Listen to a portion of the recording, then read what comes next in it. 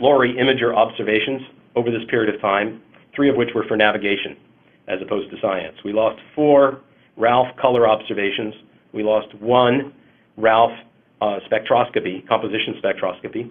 We lost 4 Alice atmospheric observations, but there's an important note there that the Alice team does not expect to detect on the Pluto system until about July the 12th. And these observations were being made as due diligence in case some of the signals from the Pluto system are much brighter than expected. We also lost an observation called a plasma roll, in which 3 instruments, SWAP, Pepsi, and the radio science, collaborate together to measure the interplanetary environment. And SWAP and Pepsi and the student dust counter lost 3 days of background monitoring on that interplanetary environment. We don't have any evidence that any of those have detected the Pluto system. We're too far away. When you rack that all up, it's about 30 observations altogether, and that's out of a total of 496 observations to be made between that date, July 4th, and the end of the close approach operations 2 days after flyby.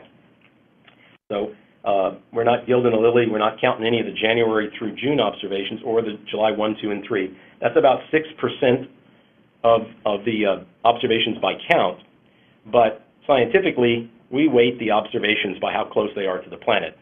And so these observations very far away are not nearly as important as those in the Pluto system, where we'll be about 100 times closer than we were back this weekend.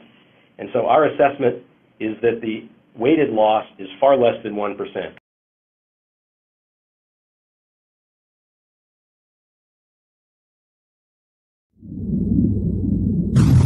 Space.com.